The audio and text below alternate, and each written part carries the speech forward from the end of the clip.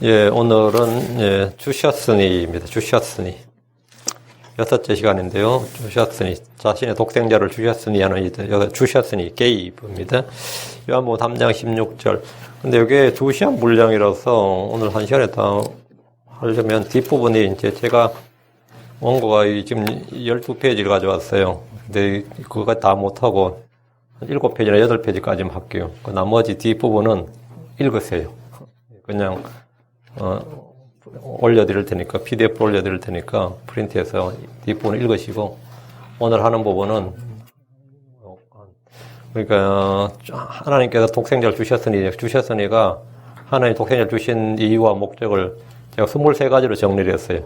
23가지는 다 못하고 중간에 하다 끊으면 뒷부분은 시간 되는 만큼 하고 다음 시간에는 누구든지 해야 되기 때문에 그렇습니다.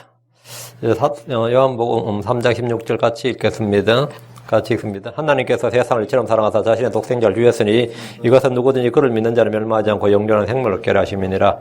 여기서 주셨으니 하는 분 있죠. 주셨으니 이 부분 that he gave his only begotten son인데 여기서 주셨으니를 하겠습니다. 주셨으니. 잠깐 기도합니다. 위대하시고 거룩한 주 하나님 감사합니다. 하나님께서 은혜 주셔서 오늘 하나님의 말씀을 선포합니다. 선포하는 모든 말씀들이 주의 영감으로 기록된 말씀이고 또 저희가 그 말씀이 주의 입에서 나온 말씀이고 절대적으로는 처음부터 옳았던 그 하나님의 생명의 말씀임을 믿습니다.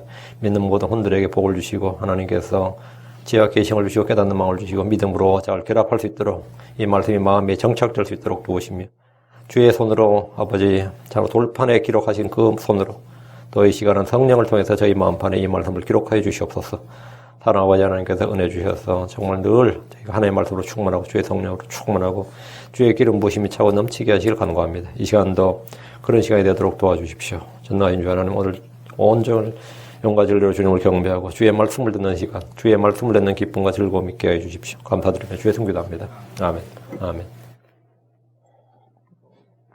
예, 오늘 하나님께서 자신의 독생자를 주셨으니라는 말씀을 본문으로 그 중심으로 공부하겠습니다. 하나님께서 주셨다는 것은 주셨다 이 말은 하나님의 선물이다 이 말입니다. 주셨다 하나님의 선물입니다. 하나님이 주시는 것은 거저 주시는 선물입니다. 하나님이 주시는 것은 풍성한 선물이고 후한 선물입니다. 하나님이 주신 것은 은혜의 선물입니다. 하나님이 주신 것은 하늘의 선물입니다. 위로부터는 좋은 선물입니다. 하나님이 주신 것은 이제 완전한 선물, 좋은 선물, 완전한 선물입니다. 야고보서 1장 17절에 모든 좋은 선물과 모든 완전한 선물은 위에서 오며 빛들의 아버지로부터 내려오거니와 그분께는 변함도 없고 혀전한 그림자도 없느니라. 모든 좋은 선물과 모든 완전한 선물은 위에서부터 빛들의 아버지로부터 온다. 하나님 주신 선물, 그 주셨으니 하나님 주신 것은 영적 선물입니다. 하나님 주신 것은 좋은 선물입니다. 하나님 주신 것은 의의 선물입니다. 성경 말하기를 로마 6장 3절 죄의 사건 사함에는 하나님의 선물은 예수 그리스도 우리 주를 통해 얻는 영원한 생명이니라. 선물은 주셨다. 하나님 선물 주셨다. 영원한 생명을 주셨다. 하나님께서 이 세상을 사랑하사 자신의 독생자를 주셨습니다. 이는 그분을 통해 모든 사람이 영원한 생명을 얻게 하려 하심입니다. 요한복음 10장 28절에 내가 그들에게 영원한 생명을 주노니 내가 그들에게 영원한 생명을 주노니 하나님께서 그건 주신다 이거죠. 값없이 그냥 주신다 이거죠. 그들이 결코 멸망하지 않을 것이고 또 아무도 내 손에서 그들을 빼앗지 못하리라 했습니다. 하나님께서 자신의 아들을 아끼지 않으시고 우리에게 주셨습니다. 로마 8장 32절 자신의 아들을 아끼지 아니하시고 우리 모두를 위해 그분을 내주신 분께서 그분을 내주셨다. 어찌 그 아들과 함께 모든 것을 우리에게 값없이 주지 아니하시겠느냐. 주신다 이 말이죠. 주셨으니 하나님의 선물. 주셨으니 이건 하나님의 선물이다. 하나님 가장 좋은 것 하나뿐인 독생자를 우리 모두를 위해서 아낌없이 내주신 분이시기에 모든 것을 우리에게 값없이 주십니다. 하나님은 그분을 믿는 모든 자들에게 하나님 아들들이 되는 권능을 주셨습니다. 하나님 우리에게 양자 삼으신 영을 주셨습니다.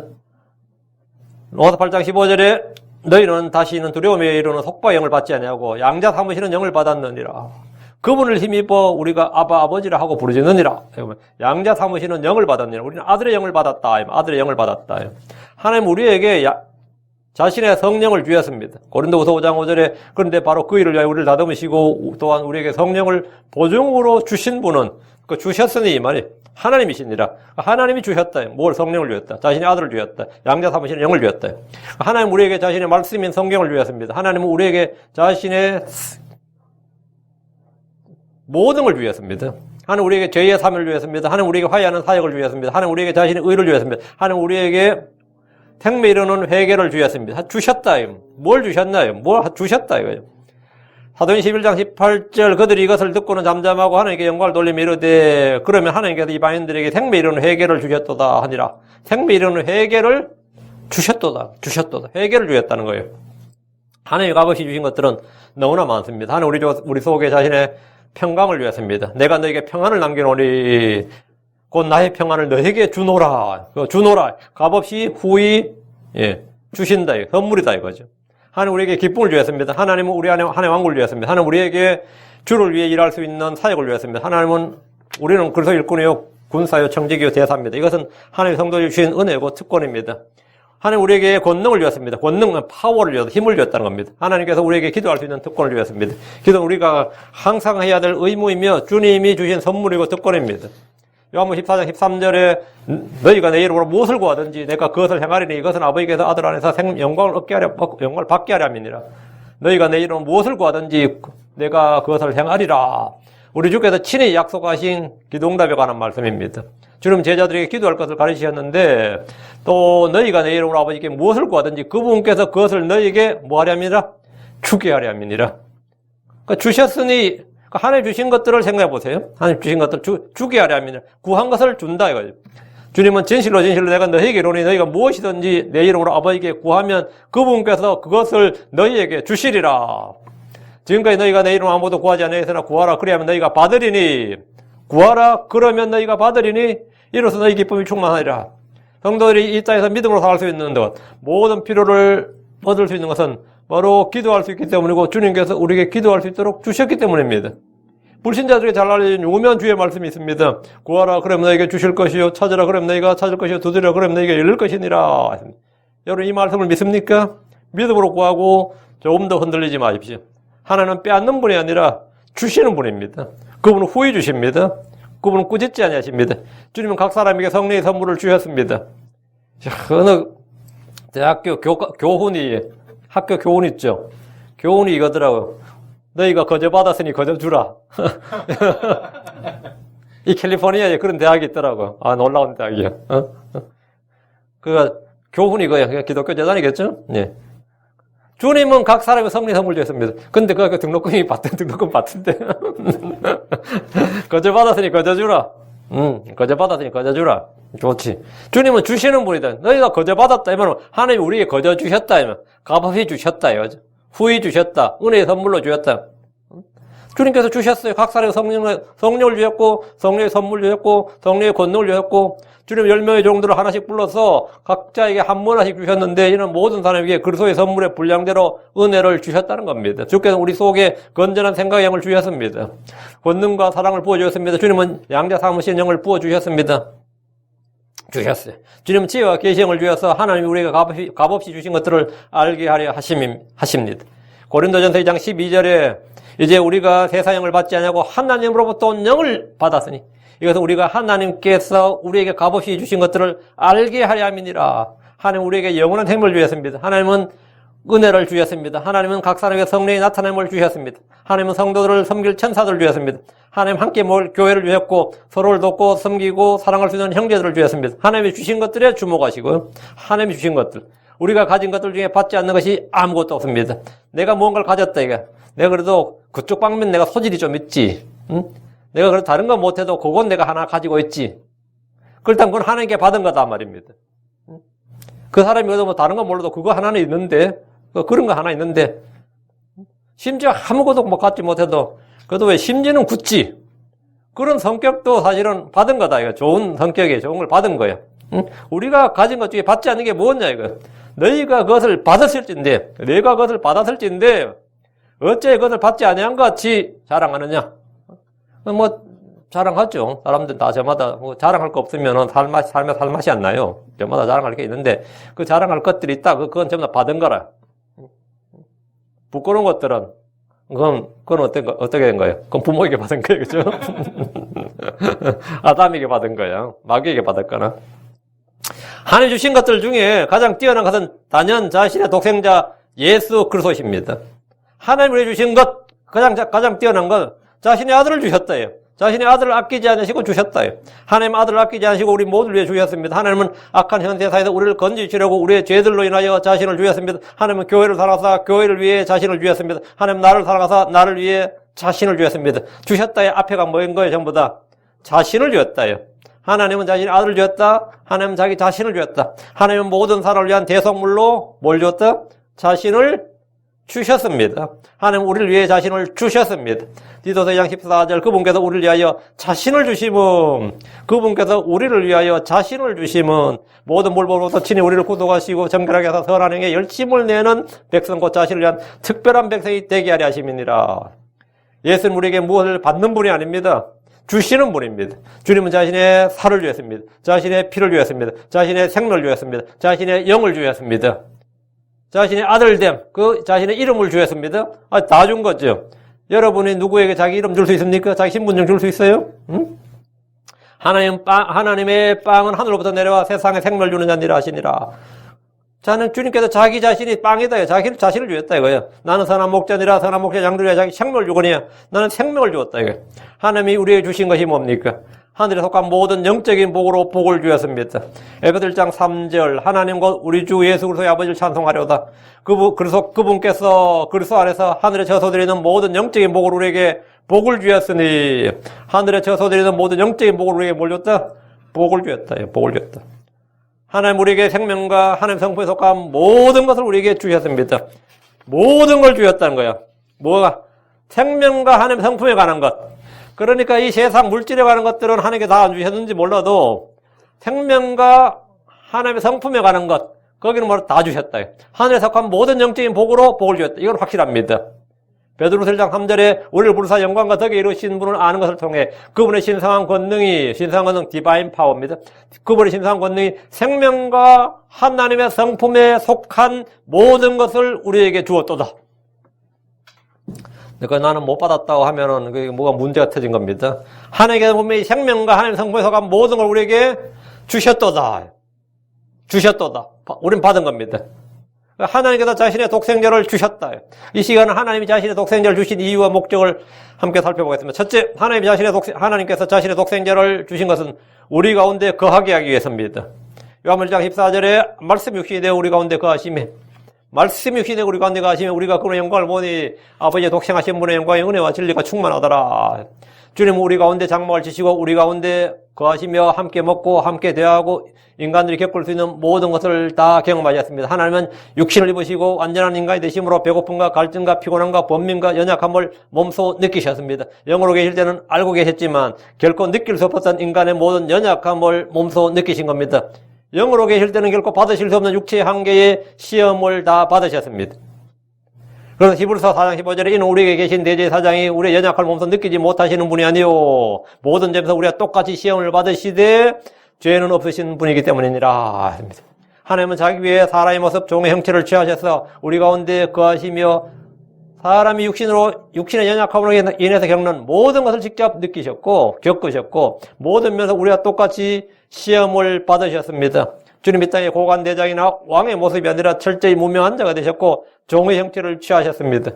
빌립보서 2장 7절에 스스로 무명한 자가 되사 자기 위해 종의 형체를 취하시고 사람의 모습이 되셨으며 스스로 무명한 자가 되사 자기 위해 종의 형체를 취하셨다. 말씀이신 분이 말씀의 영이잖아요. 그 위에 종의 형체를 취하시고 육신이죠. 사람의 모습이 되셨다. 돈 많은 사람들은 가장 두려운 게 뭔지 아세요? 돈 많은 사람들이 가장 두려워하는 거 돈을 잃는 겁니다.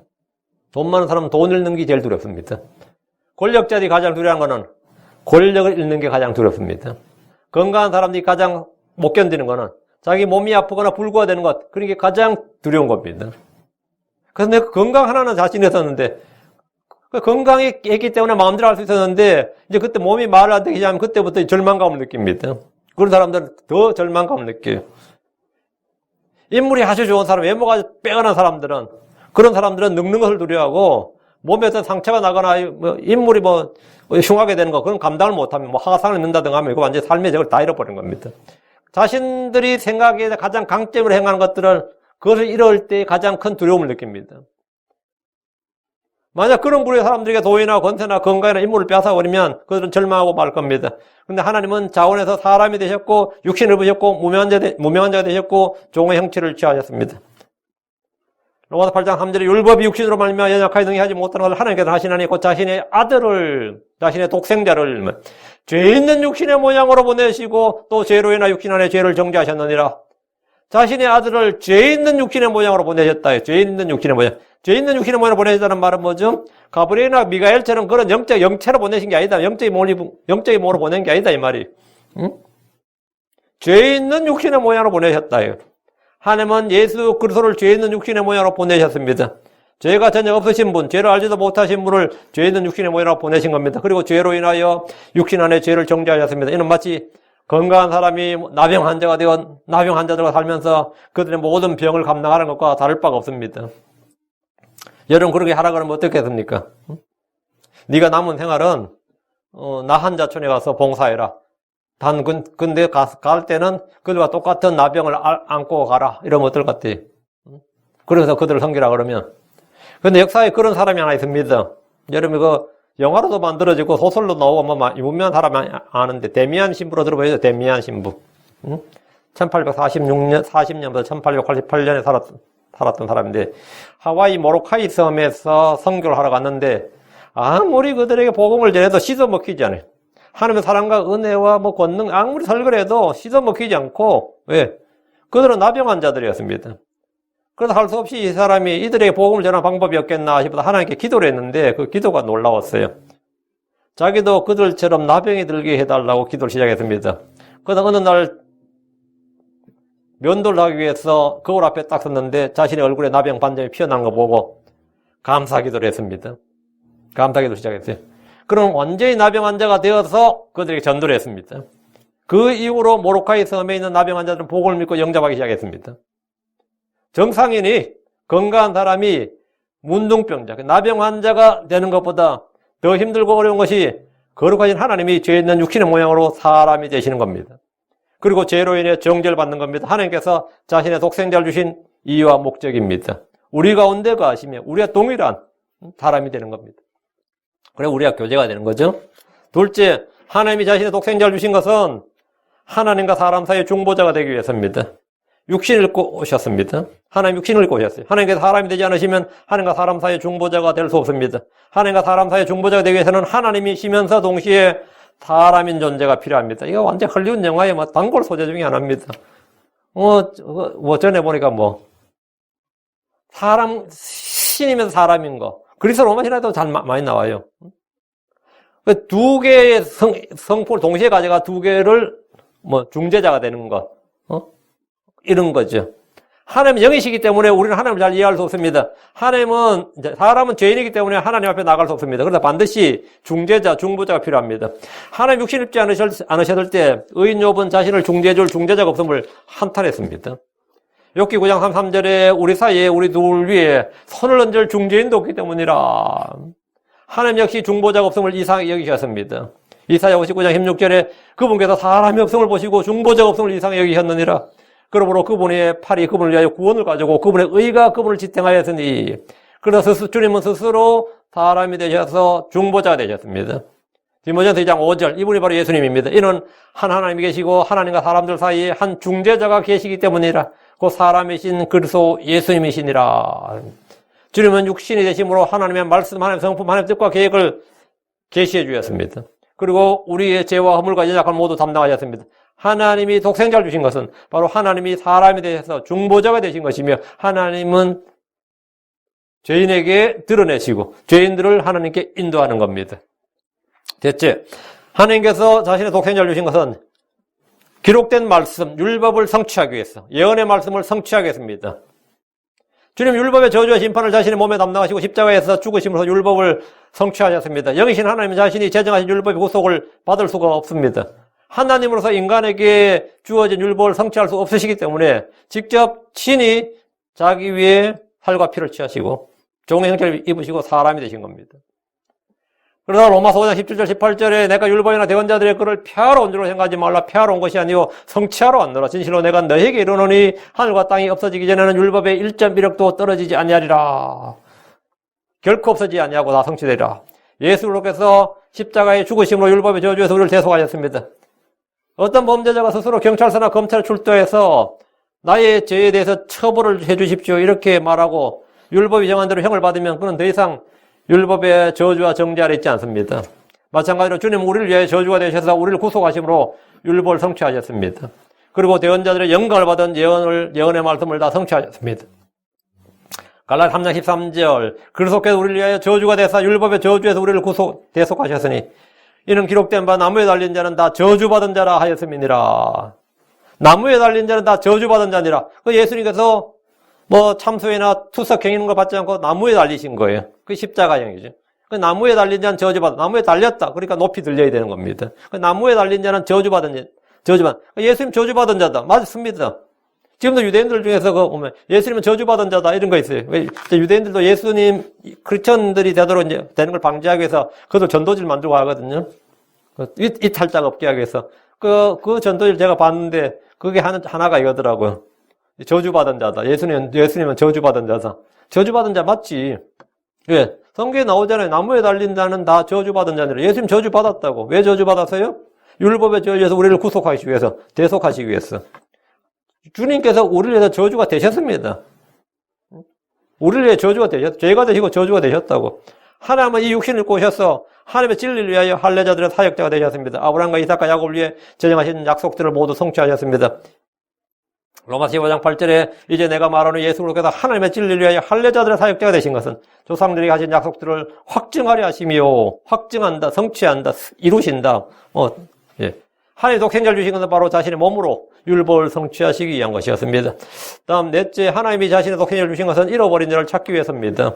주셨으니 주님은 스스로 이 땅에 육신을 꼬신 이유를 이렇게 말씀하셨습니다. 누가복음 19장 10절 이는 사람의 아들이 잃어버린 자를 찾아 구원하러 왔음이니라. 잃어버린 자를 찾아 구원하기 위해서 오셨다. 이거. 마태복음 18장 11절 이는 사람의 아들이 잃어버린 자를 구원하려고 왔습니다. 예수님은 하늘과 땅을 창조하시며 인간을 자신의 형상대로 지으시고 그 코에 생기를 불어넣으신 주인이십니다. 그런 인간이 죄로 인해 타락하여 잃어버린 바 되었습니다. 하나님의 형상은 온데간데없고 마귀의 형상대로 마귀에게 종노하며 일생 동안 죄와 사망의 사슬에 매여 종노를 하는 것을 구해주시기 위해서 이 땅에 오신 겁니다. 성경은 분명히 말씀합니다. 여러분 자신이 만든 자신의 사랑하는 어떤 소유물을 잃어버릴 때 어떻게 합니까? 찾죠. 계속 찾을 겁니다. 마찬가지로 하나님은 바로 저와 여러분을 찾아나셨습니다. 하나님은 하나님으로서 천사의 몸으로서가 아니라 친히 사람이 되셔서 우리 가운데 찾아오셨습니다. 시편 기자는 말하기를 시편 27편 10절에 내 부모가 나를 버릴 때라도 주는 나를 영접하시리이다. 내 부모가 나를 버릴 때라도. 사람들은 사정이 안 되면, 애 키울 사정이 안 되면 고아원에 맡기기도 하고 친척집에 맡기기도 하고 심지어 버리기도 합니다. 지금도 유기되는 애들이 굉장히 많습니다. 가장 버리기 쉬운 게 이제 자기 뱃속에 있을 때 그게 낙태예요. 낙태가 뭐 별거 아닙니다. 나를 버리는 거예요. 태어난 애 버리는 방법도 여러 가지고요. 그러니까 내 부모가 나를 버릴 때라도 주는 나를 영접하시리이다. 하나님의 부성에는 어떤 육신의 아버지보다 강합니다. 자녀를 향한 하나님의 사랑은 이 땅에 있는 어떤 어머니의 모성애보다 훨씬 더 강력합니다. 이사야 49장 15절에 여인이 어찌 자기의 젖먹는 자식을 잊겠으며 자기 태에서 난 아들을 불쌍히 여기지 아니하겠느냐. 참으로 그들은 혹시 잊을지라도 나는 너를 잊지 아니하리라. 혹시 그들은 잊을지라도. 그 사람들은 잊을 수 있죠. 나는 너를 잊지 아니하리라. 그 주님의 사랑이 훨씬 더 강하다 이거예요. 그래서 예수님 안에 있는 사랑은 무엇도 떼어놓을 수 있는 게 없다는 거예요. 떼어놓을 수 있는 게 없다. 하나님은 이런 사랑으로 인해서 자신의 목숨을 버려가면서 죄인들을 구원하신 겁니다. 그래서 이 땅에 오신 거예요. 다른 게 없어요. 이걸 위해서 이 땅에 육신을 꼬신 거예요. 하나님께서 이 일하도록 자신의 아들 세상에 보낸 겁니다. 저와 여러분은 모두 하나님에 대해서 잃어버린 바 된 죄인이었습니다. 하지만 주께서 우리를 찾아오시고 부르셨습니다. 아담이 범죄했을 때도 주님 먼저 아담아 내가 어디 있느냐 이렇게 찾아오셨습니다. 그렇게 찾아오셨어요. 이 사랑의 음성에 응답할 때 누구라도 언제라도 그런 구원받을 수 있는 겁니다. 누구라도 언제라도. 하나님이 자신의 독생자를 주신 것은 하나님께서 육신 있고 잃어버린 자를 찾아 이 땅에 오신 겁니다. 이 땅에 오신 겁니다. 다섯째. 하나님이 자신의 독생자를 주신 것은 우리가 어둠에 거하지 않게 하기 위해서입니다. 그럼 지금 사람들은 다 어둠의 자녀들이고 어둠 가운데 거하고 있다 이 말이죠. 어둠 가운데 거하고 있다 이 말이에요. 요한복음 12장 46절 나는 빛으로 세상에 왔나니 이것은 나를 믿는 자는 누구든지 어둠에 거하지 않게 하려 함이로다. 빛을 싫어하는 사람이 있을 것 같지만 빛 가운데 나오기를 싫어하는 사람은 매우 많습니다. 빛을 싫어하는 사람이 있겠나? 그런 사람이 있을까? 근데 실제로 나의 치부나 나의 부끄러움이나 나의 약점이나 나의 모든 것이 드러날 때 참 어려울 때는 고민 상담하면서 드러내죠. 제가 아는 선배 목사님이 저한테 그러더라고요. 이 목사할 때 힘든 게 성도들의 그 고민 상담이라고 해요. 그 목사가 할 줄 하나인 게 고민 상담 중 하나인데 고민 상담을 딱 들으면 자기가 안 돼. 뭘 하냐면 그 고민의 강도를 보면서 이 사람은 속히 떠날 사람, 좀 이따 떠날 사람, 좀 더 지나면 떠날 사람. 이 상 들으면서 왜? 어쨌든 자기 교회 목사들 어떤 목사인데도 자기 프라이버시를 드러냈단 말이지. 끊어서는 그 문제가 해결 될 때쯤 되면 슬며시 발을 빼고 간다 이거예요. 예. 사람들은 그 드러내기 싫습니다. 우리가 남의 죄나 남의 잘못에 대해서 뭐 들었을 때, 알 때, 여러분 아는 척 하지 마세요. 나도 나의 과거를 잊고 싶은데, 남이 나의 과거를 기억하고 있다. 이건 뭐야, 이거. 나도 나의 과거를 기억하고 싶지 않는데, 어느 내가 아는 누가 나의 과거를 기억하고 떠벌리고 있다면, 이런 황당한 일이 어디 있어요? 그 하나님도 뭐라 그래요? 우리 죄를 용서하시고, 잊었노라. 내가 너희 죄를 다 지워버리고 나도 너희 잊었다 이거예요. 응? 나도 기억하고 싶지 않는 일들을. 그런데 사실은 또 이제 그리스도 안에서 완전히 해결된 사람들은 이 상처를 안고 있는 사람들이 아니라 치유를 받은 사람들은 상처가 없어요. 흉터가 있지. 그 흉터가 있는 사람들은 그 흉터가 뭐냐 그러면 흉터 그게 뭐냐 그러면 옛날에 이거 자기 무용담을 자랑하지. 응? 자기 무용담을 자랑하면서 왜 지금 이게 안 아프니까 응? 아프지 않고 나은 거니까. 그런데 이게 뭐 10년 지나도 20년 지나도 계속 옛날에 그 아픈 이야기를 하는 사람도 있죠. 그 이야기하는 사람 대부분 다 아직 상처가 안 나았다는 뜻입니다. 아직 10년이 지났는데 20년 시간이 세월이 안 나왔다는 뜻이에요. 그래가지고 뭐 그런 거 있죠. 뭐 남편은 평생 했던 말 또 한다는 여자들 있죠. 그런 말 많이 듣거든요. 뭐 제가 몇 년째 이야기하는지 모른다. 죽을 때까지 이야기한다. 뭐 죽을 때까지 안 잊는다. 그 말은 뭐 제가 사람 죽을 때까지 치유받기를 원치 않아. 그 사람은 나 아파요를 이제 외치는 거지 실은. 나 아파요 외치는 그 사람 치유받기를 원치도 않습니다. 근데 이 크리스천들 기본적으로 나는 빛으로 세상에 주님께서 빛으로 세상에 왔고 주님은 치유자로 오셨고 싸매시는 분인데 이 빛 가운데 나오길 싫어하는 사람들이 많고 또 치유받기를 거부한다고. 이 아프다면서 치유받기를 거절한다고. 참 희한하죠. 어둠 속에 거하면서, 빛 하면서, 맞아, 빛이 있으면 빛으로 나오기를 거부한다고.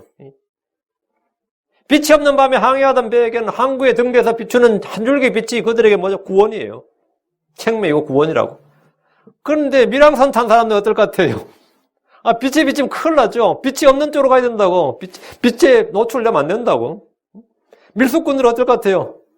자기네 범죄 현장에 누가 갑자기 빛을 쫙 비춰봐. 빨리 라이트 끄라고 난리도 아니지. 응? 재수없게 계속 비추네 그래요.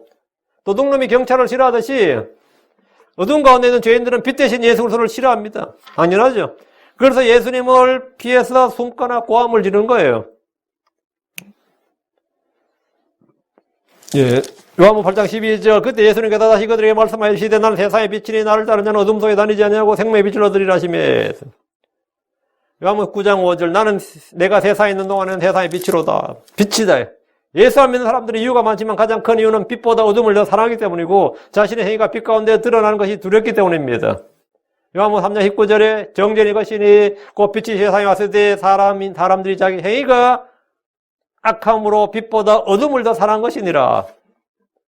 앞날이 어떻게 될지 알지 못하는 그것은 앞이 어두워서 보이지 않기 때문입니다. 빛이 없어도 못 보는 것은 마귀가 눈을 가리기 때문입니다.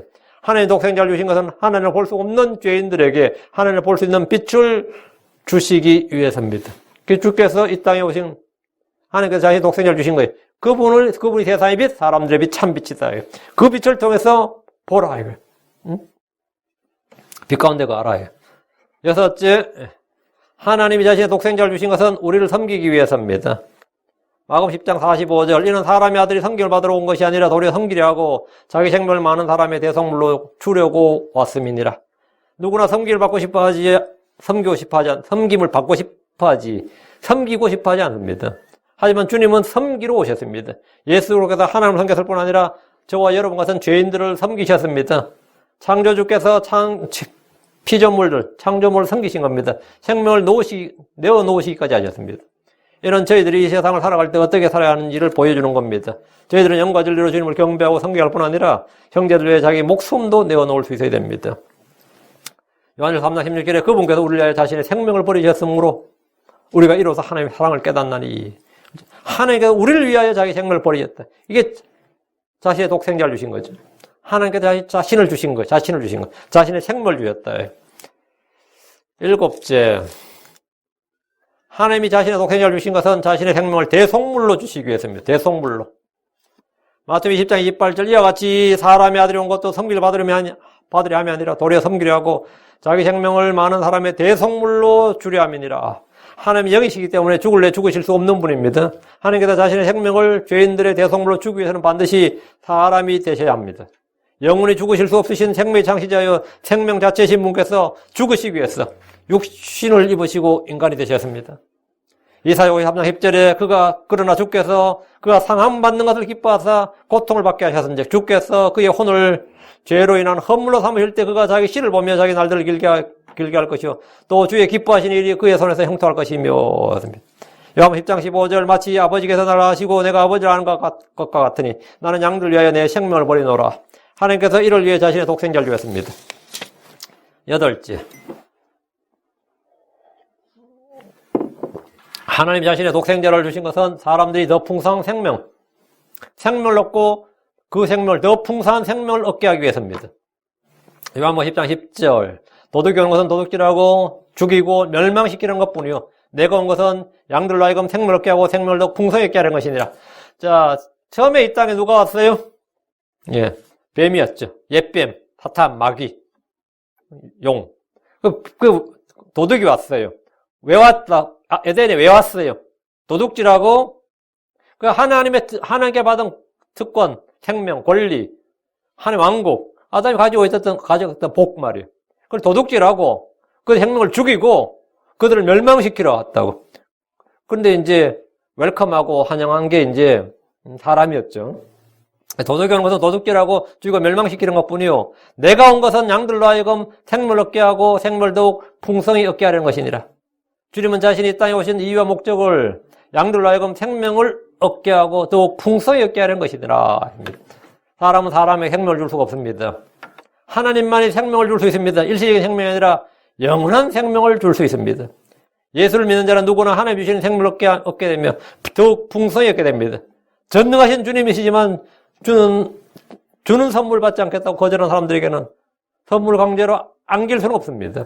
하나님 자신의 독생자를 주신 것은 하나님께서 육신이 되셔서 믿는 사람들에게 영원한 생명을 주시는 것을 말합니다. 9째, 하나님이 자신의 독생자를 주신 것은 하나님 아버지를 계시해 주시기 위해서입니다. 하나님 아버지를 우리에게 계시해 주시기 위한 거예요. 요한복음 14장 9절 예수님께서 그에게 이르시되 빌립아 내가 이렇게 오랫동안 너희와 함께 있었으되 내가 아직도 나를 알지 못하느냐 나를 본 자는 아버지를 보았거늘 어찌하여 아버지를 보이라 하느냐. 사람들이 아는 하나님에 대한 지식은 매우 제한적이고 피상적입니다. 누구나 자신이 볼 수 있는 것만 보이는 법이듯이 자신이 아는 범위 내에서만 이해합니다. 그런 점에서 사람들은 하나님에 대해서 왜곡되고 잘못된 지식으로 가득 차 있습니다. 하지만 하나님께서 육신을 입고 이 땅에 오셔서 말씀해 주시고 보여주시고 자신의 생명을 주심으로써 아버지 하나님에 대한 계시를 풍성하게 나타내 보였습니다. 예수 그리스도로 말미암아 우리는 하나님에 대한 개념이 잡히는 거예요. 예수님을 통해서 우리는 하나님의 성품을 보게 됩니다. 그분의 존재와 인격과 권능과 성품을, 신격을 보게 된다고. 우리는 예수님을 통해서 하나님을 바르게 볼 수 있으며 이해할 수 있습니다. 마태복음 11장 27절 내 아버지께서 모든 것을 내게 넘겨주셨사오니 아버지 외에는 아들을 아는 자가 없고 아들과 또 아들이 아버지를 드러낼 자 외에는 아버지를 아는 자가 없나이다. 아들이 아버지를 드러낸다. 이게 뭐야? 아들이 아버지를 드러낸다.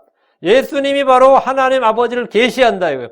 예수님이 바로 계시의 수단이다. 예수님을 통해서 우리는 하나님 아버지를 알 수 있고 하나님 아버지께 나올 수 있고 교제할 수 있는 거예요. 그러니까 아들이 아버지를 드러낼 자 외에는 내가 예수를 믿으면 예수만 믿는 게 아니죠. 하나님 아버지, 이게 되는 거예요. 하나님 아버지를 알게 된다고. 우리는 아버지와 아들과 아버지 둘 다 있느니라. 아들이 있는 자는 아버지가 있고, 아들이 없는 자는 아버지가 없는 거죠. 우리는 아들과 아버지가 둘 다 있습니다. 아들이 아버지를 드러낼 자 외에는 아버지를 아는 자가 없나이다. 그 예수를 믿지 않는 사람들은 하나님 하는 거 하나님은 사실은 그들이 하나님이 아닙니다. 그건 우상이에요. 그건 우상이에요. 예수를 통하지 않고 아는 하나님은 성경의 하나님이 아닙니다. 예수 그리스도의 아버지, 그분이 구약의 아브라함의 하나님, 이삭의 하나님, 야곱의 하나님이에요. 예수 그리스도의 아버지, 그분이. 하나님이 자신의 독생자를 주신 것은 하나님께서 육신을 입으시고 이 땅에 오심으로 우리에게 하나님을 아는 지식과 하늘을 보는 지각의 눈을 열어주신 겁니다. 지각의 눈을 열어주신 겁니다. 10번째, 하나님이 자신의 독생자를 주신 것은 하나님의 뜻을 행하기 위해서입니다. 예수 그리스도께서는 하나님의 뜻을, 아버지의 뜻을 행하기 위해서 오셨다 이거예요. 히브리서 10장 9절. 그 뒤에 그분께서 이르시기를 오 하나님의 보시옵소서 내가 주의 뜻을 행하러 오나이다. 뭐하러 왔다고요? 내가 주의 뜻을 행하러 오나이다. 이거 하러 왔다 이거예요. 하셨으니 그분께서 그 첫째 것을 제거하시면 둘째 것을 세우려 하심이니라. 예수 그리스도께서 하나님의 뜻을 행하기 위해서 이 땅에 육신을 입고 오셨습니다. 그는 자신의 뜻대로 사시지 않고 하나님의 뜻대로 사셨습니다. 주님께서 말씀하시기를 이는 내가 내 뜻을 행하려고 하늘로부터 내려온 것이 아니요 나를 보내신 분의 뜻을 행하려고 내려왔음이니라. 주님은 철저히 성경대로 사셨으며 성경대로 죽으셨습니다. 히브리서 10장 7절 그러므로 내가 말하기를 오 하나님이여 보시옵소서 두루마리 책에 나를 가리켜 기록된 바와 같이 내가 주의 뜻을 행하러 오나이다 하였노라. 그 주님께서 뭐하러 오셨다? 아버지의 뜻을 행하러 오셨다. 하나님이 독생자를 주신 것은 하나님께서 육신을 입으시고 성경에 기록된 그 아버지의 뜻을 다 성취하려고 하는 겁니다. 11번째, 하나님께서 자신의 독생자를 주셨으니 주신 것은 복음을 선포하시기 위해서입니다. 복음을 선포하기 위해서요. 누가복음 4장 43절 그분께서 그들에게 이르시되 내가 반드시 다른 도시들에서도 하나님의 왕국을 선포하여 하려니 이는 내가 이 일을 위하여 보내심을 받았음이니라. 내가 이 일을 위하여 보내심을 받았다. 이 일이 뭐죠? 하나님의 왕국을 선포한다. 하나님의 복음을 선포한다고. 너희는 회개하고 복음을 믿으라 그랬죠. 그 복음을 선포한다. 예수 그리스도가 바로 복음의 주체죠. 복음의 시작입니다. 하나님은 복음을 선포하시기 위해서 이 땅에 오셨습니다. 주님은 3년 반 동안 지상에 사역 기간 동안에 계속해서 복음을 전파하셨습니다. 왕국복음을 선포하셨죠. 하늘의 왕국 복음 선포하시고 하늘의 왕국도 선포하셨습니다. 누가복음 8장 1절 그 뒤에 예수님께서 모든 도시와 마을을 두루다니시며 하늘의 왕국의 기쁜 소식을 선포하시며 12제자가 그분과 함께하였고 주님은 하늘에서 이 땅에 오신 것은 바로 이 복음을 증언하고 증거하고 선포하시기 위해서입니다. 하나님이 자신의 독생자를 주신 것은 하나님께서 육신을 입고 오셔서 복음을 선포하기 위해서다. 복음을 선포하기 위해서다. 네. 다음 12번째. 이 속도로 나가면 거의 다 할 수 있을지 모르겠습니다. 속도가 오늘 굉장히 나는데. 12번째. 하나님이 자신의 독생자를 주신 것은 죄인을 구원하시기 위해서입니다. 디모데전서 1장 15절 신실하도다 이 말이요 온전히 받아들이기 합당하니 곧 그래서 예수님께서 죄인들을 구원하시려고 세상에 오셨다 하미로다. 죄인들 중에 내가 우두머리니라. 뭐 하려고 오셨다고 하셨다 그랬죠. 뭐 하려고 왔다. 이 말은 뭐죠? 그 이유와 동기, 목적을 말한 거다 말이에요. 그래서 예수님께서 죄인들을 구원하시려고 세상에 오셨다. 하나님께서 자신의 아들을 세상에 보내신 것은 뭐다? 죄인들을 구원하시려고. 죄인들을 구원하시려고. 주님은 의인을 구원하시기 위해서가 아니라 죄인들을 구원하시려고 이 땅에 오셨습니다. 주님이 이 땅에 오시지 않으면 누구도 죄로부터 구원받을 수 없습니다. 하나님께서 육신을 입고 이 땅에 오셔서 구원에 필요한 모든 사역을 완수하심으로써 끝마치심으로써 누구든지 이제는 그분을 믿기만 하면 구원받을 수 있습니다. 주님께서 모든 일을 다 해놓으셨다. 다 이루셨다. 이게 얼마나 놀라운 은혜인지 모릅니다. 하나님이 자신의 독생자를 주신 것은 하나님께서 육신을 꼬셔서 죄인을 구원하신 것을 말합니다. 죄인을 구원하신다. 13번째, 하나님이 자신의 독생자를 주신 것은 신실한 대제사장으로서 화해를 이루시기 위해서입니다. 히브리서 2장 17절 그러므로 그분께서 모든 일에 자기 형제들과 같이 갖게 됨이 마땅하니 이것은 하나님께 속한 일에서 친히 긍휼을 많고 신실하신 대제사장에서 백성의 죄들로 인하여 화해를 이루려 하심이니라. 죄인은 본래 하나님과 원수 사이입니다. 하나님은 죄인들을 미워하시고 심판하십니다. 죄인들은 하나님을 대적하고 미워하십니다. 여러분 중에 가끔 그런 사람 있죠. 이 크리스천들 중에 그런 사고방식. 죄인은 미워하되 죄인은 미워하지 말라. 이번에 어떤 한국의 유명한 중이 둘이 서로 싸웠어요. 둘 다 미국 사람. 한 명 진짜 미국 사람. 하버드 대학 출신의 미국 사람이고, 한 명 교포. 그 사람은 이 미국에서 UCLA인가 여기서 교수였던데, 한국 와서 중이 된 거예요. 둘 다 중이 됐는데, 이제 두 번째, 이 한국 사람인 이 사람이, 풀소유야. 무소유가 아니라, 그렇게 돈을 잘 버는 거야. 이 불교를 활용해서. 그렇게 돈을 잘 벌고 부자가 되는데, 이제, 그 사람이 이제, 진짜 미국 사람이죠, 그 사람은. 그 사람이 엄청나게 비난을 막, 그 사람 중도 아니라는 식으로 이제 막 엄청나게 비난을 했는데, 또 오늘 갑자기 하루 만에 화해를 하더라고요. 화해하는 거야, 뭐 상관없죠, 지들끼리. 근데 그 화해에 그러니까 기자가 물어 화해하는데 그게 뭐냐니까, 성경에도 나오다시피 죄는 미워하되 중의 입에서 갑자기 왜 했나?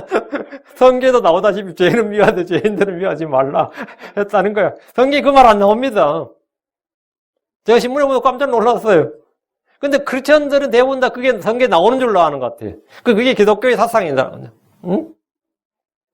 그래 내가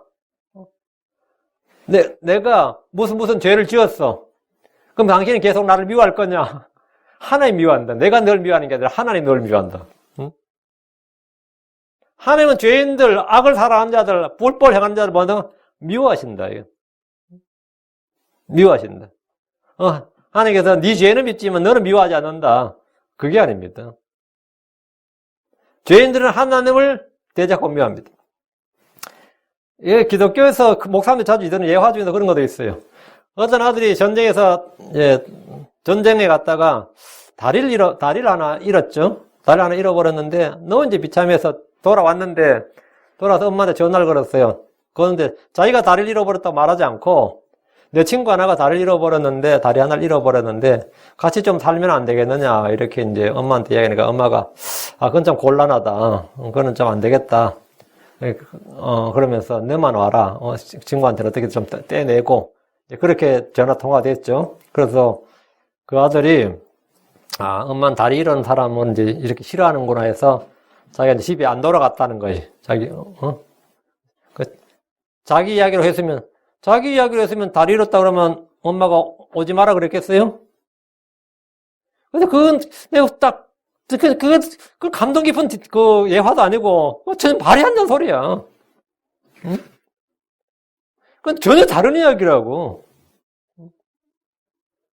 그 사람이 하나님 죄인들 하는 원수된 거라고. 결코 화해할 수 없는 사이. 화해하려면 뭐가 필요하다? 화목제물, 화해 헌물이 필요하다고. 화해 건수가 있어야 될 거 아니야. 명분도 있고 뭐 갖춰야 될 거 아니냐고. 그래서 하나님께서 육신을 꼬셔서 모든 일에서 자기 형제들과 같이 되셔서 둘을 하나로 화해하게 하신 겁니다. 원수된 걸 제거하셨습니다. 십자가를 통해서 벽을 허무셨습니다. 그리스도 안에서는 모든 것이 하나가 됩니다. 그리스도 안에서 모든 것이 하나가 돼요. 하나님이 독생자를 주신 것은 하나님께서 육신을 입으셔서 원수된 것을 하나 되게 한 것을 말합니다. 그 하나님의 임재 앞에서는 모든 게 하나 되는 거예요. 아론과 미리암이 아무리 모세를 대적하더라도 하나님이 그 앞에 딱 나타나 버리면 뭐 하는 거예요? 입 못 열죠. 잠잠하지 뭐 할 말이 뭐가 하나님 설명하고 논리 따지고 그 앞에서 우리 법정에서 죄인들이 자기 변명하듯이 아니면 항명하듯이 아니면 설명하고 하나님 앞에서는 아무 말이 필요 없어요. 그게 삭살이냐. 이스라엘 백성이 아무리 불편해도 주의 영광이 그들 앞에 딱 나타나 버리면 뭐가 되는 거죠? 그 순간 전부 다 모든 문제는 뭐라고요? 끝나버린 거예요. 욥이 아무리 자기가 의인이라 그러고 주님 한번 봤으면 좋겠다 해도 진짜 주님이 딱 나타났을 때 욥은 그 앞에서 꼼짝을 못하고 아무 할 말이 없었어요. 사실 성도들도 이렇게 저렇게 말해도 사실 내가 주님의 임재를 한 번만 딱 체험해버리고 주 앞에 내가 한 번만 딱 써버리면 내가 갖고 있던 모든 문제 그냥 be quiet. 아무것도 아니라고. 그냥 끝나버려요. 그 순간에. 중요한 건 논리나 철학이나 사상이 아닙니다. 이거 저거 아니에요. 내게 정말 중요한 건 뭐냐? 그분을 아는 거예요. 크리스천에게 다른 거 필요 없어. 하나님 그 성령이 내게 임하고 그분의 임재를 내가 딱 체험한 순간에 내 인생의 모든 그거 뭐 험한 물결 위에 뭐 너희 뭐 다리 갔다 뭐 그 다 잠잠하라 고요하라요. 주의 임재 앞에서 그 모든 건 다 끝나는 거야 그냥. 그 순간 다 끝나는 거야. 예수를 소개하는 바로 이 십자가를 통해서 자신의 십자가를 통해서 모든 원수된 걸 제거하시고 벽을 허무시고 완전히 다 하나가 돼요. 그 하나님과 죄인들이 그냥 하나가 되는 거예요. 하나가. 그리스도 안에서는 모든 것이 하나가 된 겁니다. 하나님이 자신의 독생자를 주신 것은 하나님께서 육신을 입으셔서 원수된 것들을 하나 되게 한 것이다. 14번째, 하나님이 자신의 독생자를 주신 것은 죄를 제거하기 위해서입니다. 히브리서 9장 26절에 이는 그리하 했더라면 그분께서 반드시 장세 이래로 자주 고난을 당하셔야 할 것이로되 이제 세상 끝에 단 한 번 나타나서 자신을 희생물로 들어 죄를 제거하셨느니라. 죄를 뭐 했다? 제거하셨느니라. 구약에서는 죄가 용서됐다 그랬죠. 신약에서는 죄가 제거됐다고. 어떻게 죄가 제거된 거죠? 자신을 희생물로 드려 죄를 제거하셨느니라. 예수님이 드려져야 죄가 제거가 되는 겁니다. 여러분과 우리는 죄가 용서받아 하면 받아가 아니라 죄가 제거되었습니다. 이젠 찾을래다 찾을 수가 없다고요. 완전히 제거가 됐다고. 깨끗하게 제거가 됐다고. 이 세상에서 반드시 없어져야 할 한 가지가 있다면 그것은 뭐죠? 좌파 공산주의야. 반드시 없어져야 할 게 하나 있으면 뭐예요? 바이러스야? 코로나 바이러스 같아요? 이 세상에 반드시 없어져야 할 한 가지. 그것은 죄입니다. 그건 죄예요. 인류의 문제는 모두 죄에서 비롯되기 때문입니다. 사람의 모든 문제는 죄에서 비롯됩니다. 이건 크리스천들이 반드시 알아야 됩니다. 이 모든 원인이 우리 조상 때문이 아닙니다. 우리 아버지 때문이 아니에요. 내가 못생긴 것이 내 부모 때문이다. 뭐 어느 정도 일리는 있지. 어느 정도 일리가 있지만 그것이 문제가 안 되면 되는 거지. 근데 그게 왜 문제가 되느냐? 그러면 내가 지금 살고 있는 환경이 아니면 내가 살고 있는 내 이런 몸이 뭐 문제가 되느냐?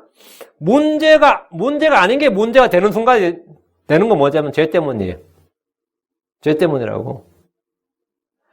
칼막스라는 사람, 마르크스라고 하죠. 막시즘. 칼막스는 인류의 문제가 경제적 불평등과 부의 불균형에서 비롯된다고 생각을 했습니다. 그럼 경제적 불평등과 부의 불균형만 해결되면, 한마디로 말하면 빈곤의 문제만 해결되면 빈곤이 문제란 말이에요.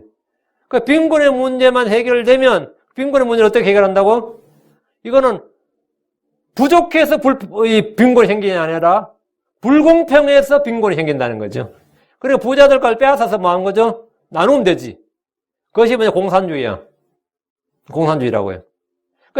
이 문제만 해결되면 그건 지상 낙원된다 이거죠. 공산주의는 인류의 근본적인 문제를 해결하겠다는 철학에서 시작된 겁니다. 그 문제는 죄가 아니고 뭐다? 빈곤이다. 한마디로 경제적 불평등이다. 사회가 이렇게 개떡 같은 것은 다 이 불평등 때문이다 이거야. 부의 불균형 때문이다. 소크라테스는 인류의 문제가 막스보다는 좀 나아요. 사람이 자기 자신을 알지 못하는 그 무지에서 비롯된다. 사람은 뭘 모른다? 정치와 경제를 모른다 그게 아니고 사람은 자기 자신을 모른다 이거예요. 근데 지는 몰랐어. 사람은 자기 자신을 모른다. 그래서 너 자신을 알라 이게 나온 겁니다. 너 자신을 알라. 자기 자신을 알아야 된다. 이 무지만 해결되면 이 무지를 해결해야 된다. 그게 철학이라는 뜻 아시죠? 철학이 뭐죠? 무지 해결이에요. 빛을 사랑하는 자라는 지혜를 사랑하는 자. 빛이 임해서 내 안에 있는 나를 자각하는 겁니다. 그래서 내 자신을 발견하고 내 자신이 누군지를 알게 되면 나는 자유 해방을 얻는다. 이게 뭐냐? 철학의 시조예요. 동양에도 이런 문제점을 가진 이걸 해결하는 사람이 있었습니다. 우리 그 유명한 공자지. 공자는 인류의 문제가 뭐냐? 왕도 정치의 부재라고 생각했습니다. 왕도 정치. 이거는 이제 플라토에 가면 철인 정치가 되는데, 왕도 정치, 철인 정치. 지금 이런 덜덜한 놈들이 통치하면 안 되고, 철인이 통치해야 된다는 거예요.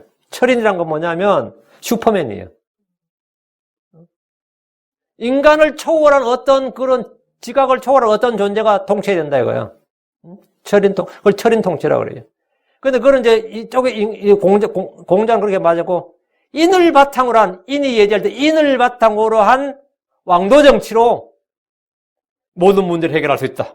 그런 군주가 나타나면 모든 해결돼. 그런 군주는 언제 나타나는데? 천년왕 때 나타납니다. 예수 그리스도가 바로 그 군주야. 근데 지들이 이제 그런 거 하겠다는 거지.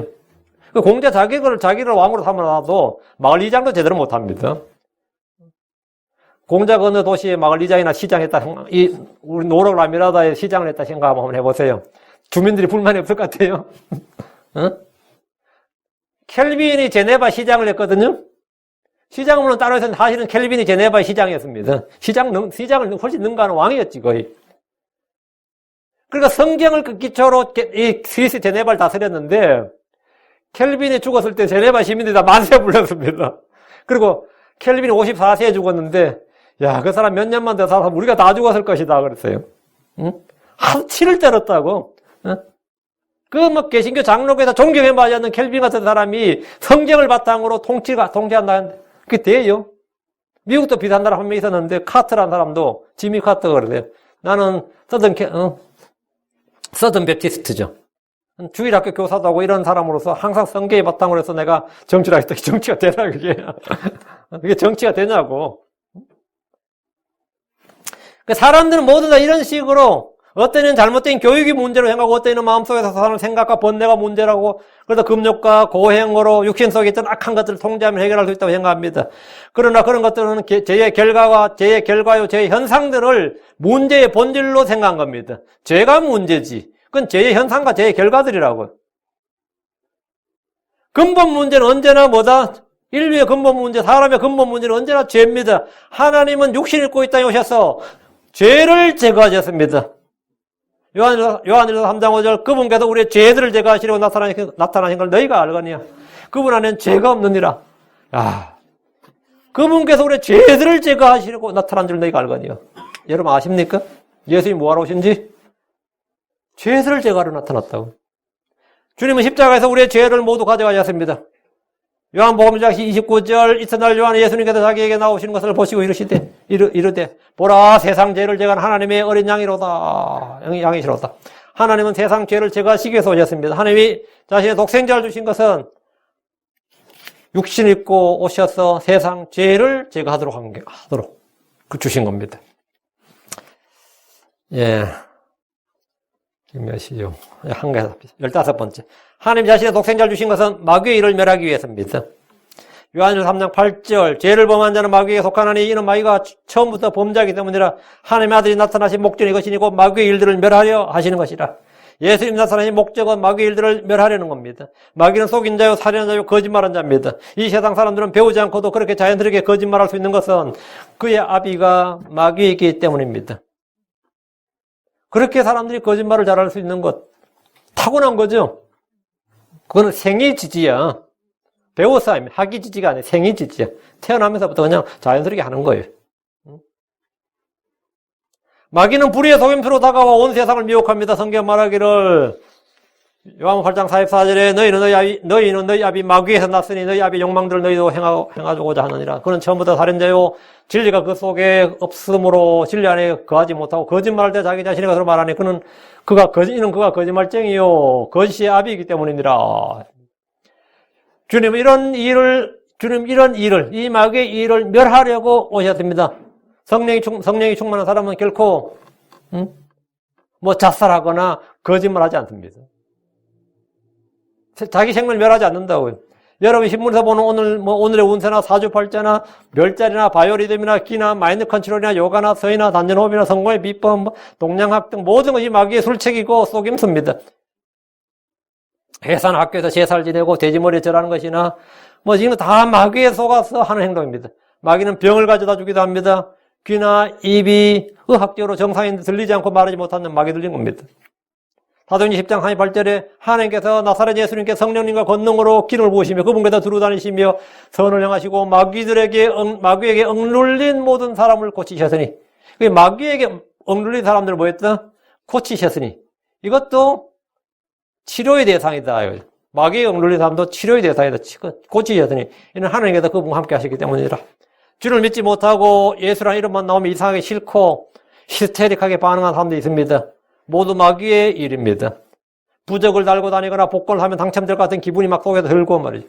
교회 가는 것이 이상하게 싫고 한숨 자고 싶은 것이나 밤새도록 통신을 하거나 뭐 SNS를 하고 뭐 유튜브를 보고 하면서 신문을 보면서 본 걸 또 보고 심심해하고 성경 읽기 싫고 기도도 하기 싫고 전도도 하기 싫고 형제들과 이야기하는 것 이거 다 하시는 것은 다 마귀의 일입니다. 이 마귀의 일들을 멸해야 되는데 TV에서 하는 그런 뭐 영화에서 나오는 그런 마술이나 체면술에 관심이 당기고 급히 부자가 되고 싶은 마음이 속에서 일어나고 정욕에 끌리는 것이나 세상의 친구들이 멋져 보이고 구원받지 못한 재벌들이 불쌍해 보이지 않고 부럽다면 이런 모든 것이 마귀의 일입니다. 마귀의 일입니다. 마귀의 가장 큰 업적은 성도들이 이 성경 대신에 매일 TV를 보게 하는 겁니다. 요즘은 뭐 매일 인터넷 유튜브를 보게 하는 겁니다. 주님이 마귀를 멸하신 방법 놀랍게도 뭐냐? 자신의 죽음을 통해서입니다. 히브리서 2장 14절 자녀는 살과 피에 함께 참여한 자들이므로 그분도 마찬가지로 같은 것에 참여하셨으니 이것은 죽음을 통하여 죽음의 권능을 가진 자 곧 마귀를 멸하시고 하나님은 크신 권능으로 마귀를 소멸시킬 수 있습니다. 주님은 전능하신 능력으로 마귀를 영원한 사슬에 묶어버릴 수 있습니다. 만약 그렇게 하셨다면 주님은 육신을 입으실 필요가 없습니다. 그렇죠?